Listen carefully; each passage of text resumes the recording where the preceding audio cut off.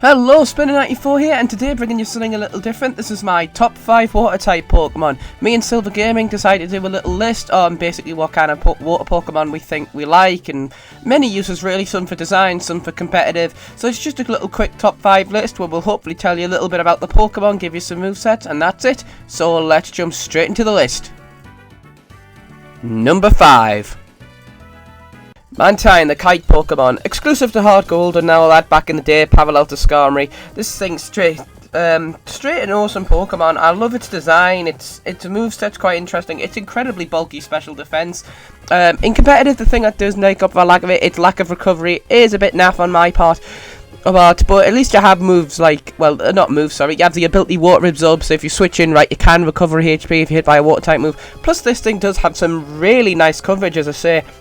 Air Slash, Confuser, Scald, and of course Substitute to get off basically behind it when you know they're going to switch an electric type. So yeah, Mantine's a pretty good Pokemon. That's many of the reasons I like it. I'd recommend trying one of these in NU. I mean, I'm sure that's the tier it's in currently when this video's being made. So yeah, I'd definitely recommend Mantine. Awesome looking Pokemon, nice design, and that's why Mantine makes it to number 5. Now, coming in at the number 4 spot, we have Dugong. Now, Dugong for me has always been in my top 5 favorite Pokemon. I don't know what it is about him. If I had a mascot for my channel, it'd definitely be Dugong, but I need to still make some channel art that's better than the one I have now. Anyways, I've always thought Dugong needed an evolution, so maybe they'll give him one in Pokemon Sun and Moon. Now, on the battlefield, you can go for a Frost Breath, you can go for the Icy Wind. Icy Wind will slow down your opponents, and Frost Breath will always be a crit. You can go for Surf, which is good in free-for-alls because it hits everyone around you.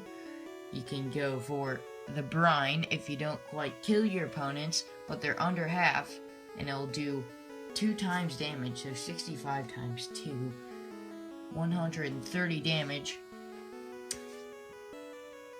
As you can see, these animations for its attacks are pretty cool.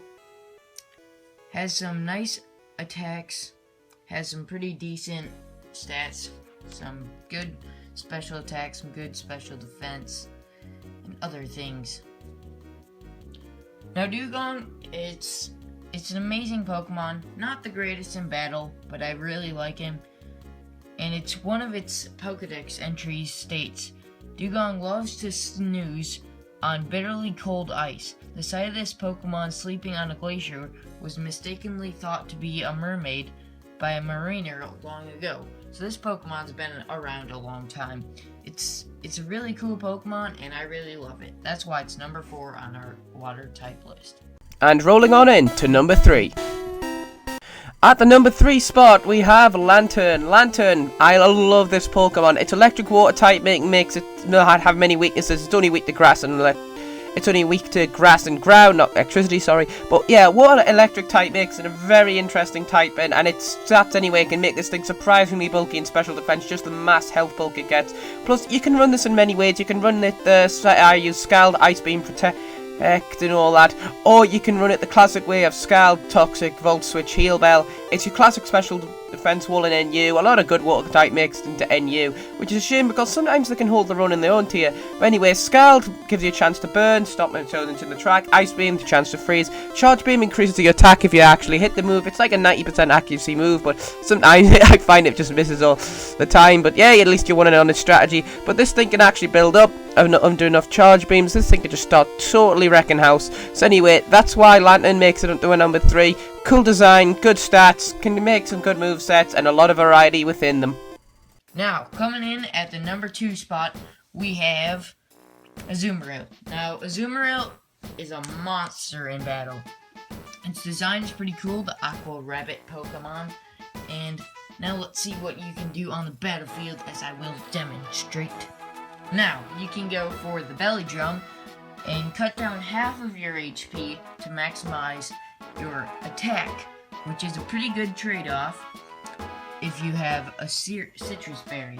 So that will get you back up to half health, and you have max attack, and you can go for the Aqua Jet and straight destroy everything with priority. Also, you can go for the player rough, and you can destroy dark types and fighting types and everything.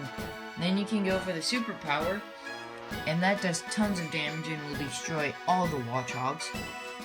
Finally, stats wise, Azumarill is extremely high in attack, has some pretty good HP, has good speed, and has some good defense as 196 in both defenses. Now, Azumarill's a pretty cool Pokemon. One of its Pokedex entry states that Azumarill can make balloons out of air. It makes these air balloons if it spots a drowning Pokemon.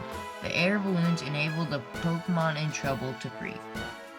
Now, it's not only a monster, but it's also a lifeguard. Why wouldn't you want one of these by your side? Couldn't think of a reason? Exactly. That's why it's our number 2 on our Pokemon water type list. And finally, number 1 is... And of course, our number 1 is going to have to be Quagsire or Swagsire. So this thing is just an absolute, just greatly designed. Just that look on its face is awesome. It's like Ditto, but better. As I say, I've had some really good luck with this in competitive as well. Yet again, another NU-mon. What's with all these NU-mons being water type? But honestly, I think this thing was in...